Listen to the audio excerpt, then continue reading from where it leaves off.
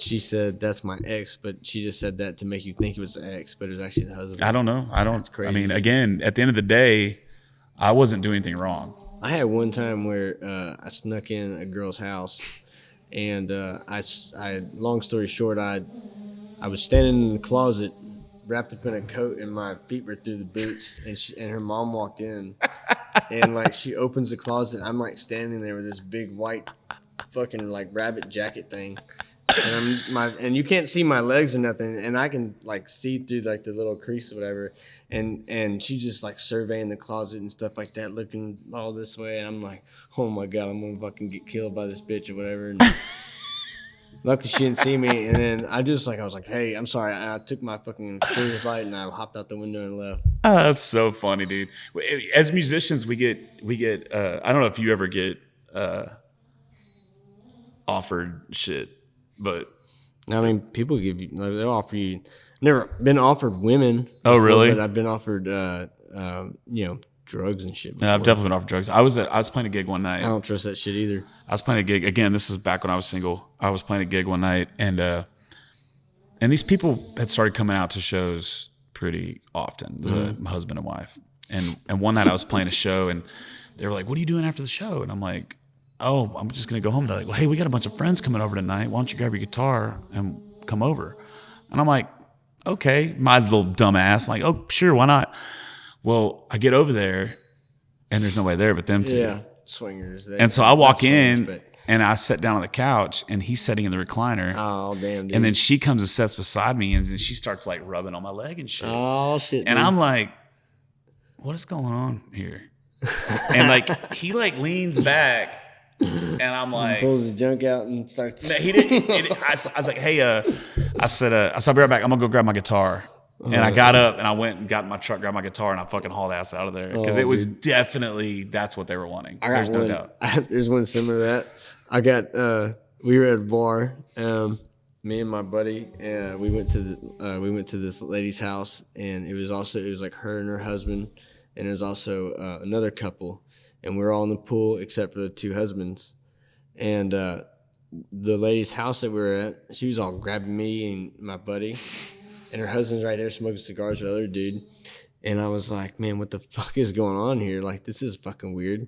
And so then, anyways, that other couple leaves, and then he goes, all right, guys, or no, she says, I'll be right back. I have to go to the bathroom or something. We're like, okay. And that dude walks inside, or the dude walked in the house first and left us alone with her, and then she went inside and she was coming back out, and I was like, fuck this dude. We're not finding out. We're not doing this. Not doing this. And then my dumb ass, we ended up taking her back road again. And her husband was supposed to come with us, and he didn't come with us. So I just made a loop. I was like, no, fuck this. I'm not going anywhere without your husband. Yeah. Yeah. Fuck that. Yeah. I don't need It that. sucks, man. I don't need that shit in my life. Yeah, I'm the same way, man. I'm the same I way. got buddies that love that shit. They're fucking single, and they're like, man, like, dude, you could have had Married pussy's the best pussy. Yeah, it's not. You could have had it, man. I was like, no, I didn't want that. Yeah, dude, you're fucking somebody else's wife. Like, that's what's bad about the whole. And I mean, I've done it. I'm not gonna lie, but it's gross, man. It's like that's somebody else's wife, and you're fucking somebody else's wife. That's fucked up. You know what I mean? Yeah.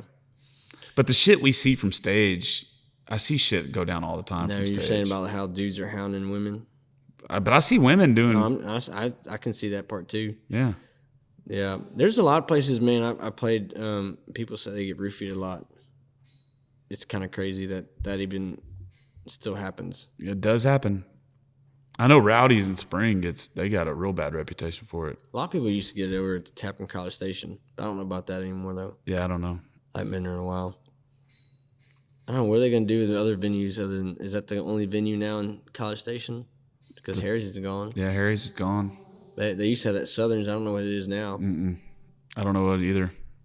I know they changed it to something, and they tried doing something again. Well, that one dude was a fucking crook. K-John. Is that was his name? I knew it from the get-go. Yeah. He told me this whole spiel, how he's in Bolivia. And Oh, really?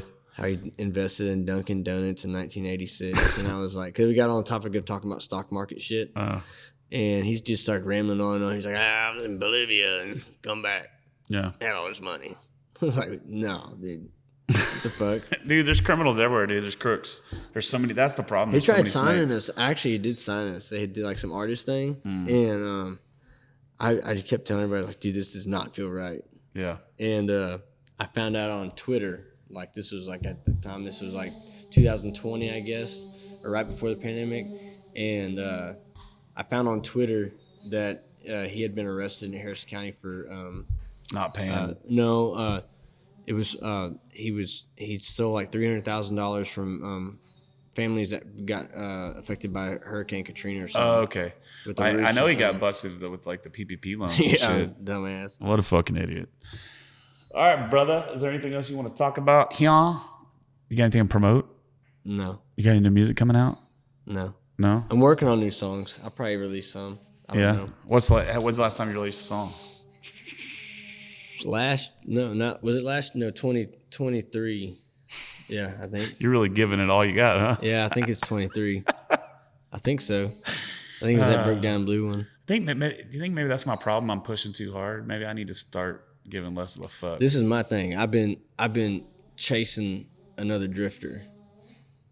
Like, you know, I feel like I kept on thinking that if I had this song, maybe this will get heard too. Which I don't want to ever be famous, really. Like, if it happens, it happens. But if it don't, I'm not worried about it. Same here. I mean, I would love to walk into HEB and not really be recognized, but it is fun being recognized. Yeah. You know, but like I don't know. I've been trying to write that drifter song. Yeah. You know, I've been trying to write something that's, I don't know. I can't chase it, I don't though, even know. I don't man. even know why it's even all that catchy. Like how it even went off the way it did. It went off for those reasons we talked about earlier. You got, you got lucky. You hit that lick right at the right time. I mean, everything. That's the thing about the entertainment industry. It's like everything has to kind of hit at the right time. Mm-hmm. You know, Oliver Anthony, that whole deal. It wasn't really the song that blew him up. Yeah, it was his what was going talking on at about it time. beforehand. The whole video. Like if he would have just put that song out of him singing that song and didn't have the talking about it up front, that song would have never went viral. But it was or if the times weren't what they are. Exactly. Right now. Yeah. It's like everything has to just, all the stars have to kind of align. Yeah. So I think it was Luke Prater. You know Luke, right? Mm-hmm. Luke Prater. He was telling me, I think it was Luke. He said, basically, you just have to look at everything you do as a lottery ticket. Yeah. And so every song you put out, every video you do, every interview you do, every video, like every single thing that you do, it's a lottery ticket and you're putting into this thing. And the more stuff you do, the more chance you have of winning the lottery. You got lucky enough to hit the lottery. I mean, not monetarily wise, 2.5 million spins does not pay that much money, but that's still badass. Like that's a lot of fucking spins for a song. Yeah, no, for sure. Like that's the cool part of it. But you know, the other downfall of it would be like I tell a lot of my friends that like kind of are starting to get bigger and stuff. You know, when those numbers go up, just remember they will come down at some point. So here's the deal. You can't just sit there. We gotta stop looking at those fucking numbers. Yeah. Just write songs. Release songs. And if you're not a writer and you release other people's songs, that's cool too. Just release songs. Release songs, put some videos up, promote it, do whatever you can to promote it. But man, you cannot get lost in those fucking numbers because that's a unwinnable game. Yeah. I think mine, like I said, mine was like just writing stuff. I was always chasing the drifter again. And then it just, I don't know. I felt like I was having way too many sad songs playing these places. And I'm like, man, am I playing too sad of songs for these people? Are people actually like these songs or not? Yeah, I just don't even think about it. Then I started writing songs for other people and not me. And I think and that fucks you. Yeah. That's terrible. So now I just like, you know, I don't know. I think what was cool if I go back to 2017 or 18 when I started writing those, I think I wish I had the naiveness then. Yeah. This doesn't sound like that. This doesn't sound like that, you know. I don't ever do that. Now I hear if I write something, if I'm playing on something, and I'm like, man, that sounds like this song. I'm like, son of a bitch. Now I just fucked my whole head up. Now. See, I don't ever do that. Yeah. I start writing, and I do whatever I got to do to make the song the best I can, and I go with it. I I don't ever write to an audience. I don't ever write to an expectation. I don't ever write to a style. Yeah. It's just whatever pops in my fucking brain, I just write it. And if it's cool, it's cool. If not, it goes into the shitty song stack, you know? That's like somebody said, like, you got to write the shitty ones to get them out of the way. Like, that's for me. Like, I have, like, memos on memos Me in too. my phone, and that's just so it gets out of my head so I can come up with new shit. Yep. You know? Same way. I call it the boneyard. Yeah. And what's cool about the iPhones or the, you know, with Notepad and all that stuff Mm-hmm. is you can search keywords. So if Yeah. you're working on a new song and it's got a vibe to it, and you're like, oh man, didn't I write a line that was kind of Yeah. like this? And you go just put one keyword and it pops up and you go back and Yeah. get that line. Or you're like, I have a melody, I think, like, just like this song that Yeah. I remember singing. Yeah. Yeah. There's no right way or wrong way to do it. I just think No. if you're writing to an audience or to a vibe or with some sort of expectation of what the song is going to be, you're never going to hit that magic. I think with mine, I have the album covers already figured out, and it's 2 albums, but I don't know how to really go about it. One's very detailed, and it's very like, it would be called, What Songs Would You Want to Sing Today? And it's basically like a guitar being a therapist to me. But me looking in like a room, like a therapist room, and it's like me looking into my childhood in a sense. Very vivid. Yeah. And Like a concept album. I have it down to like the carpet color, the bookshelves, Do it. like the like all the names will be either past songs on there or current songs. Do It'd it. just be all written. It's in my eyes. Cool. I just got to figure out what I'm gonna put on there. Do it. Do it to it. And another one is my son, my 2-year-old, waving at the chickens, butt naked. I'll show you that one in a minute. So he can go back and sue you later for putting his wiener on You know, the front of an album. Remember that with Nirvana? I'll get out of that because this is just his ass. And he's turned to the side so he can't see nothing. But yeah, I don't know. I don't really have much. I have music recorded on my phone, but man, it costs so much to even go record anything. Yeah. And I think that's why musician buddies who know how to record and shit like that for demos or even just doing acoustic shit where it can maybe get you some spins or maybe some money on YouTube. Yeah. $20 helps.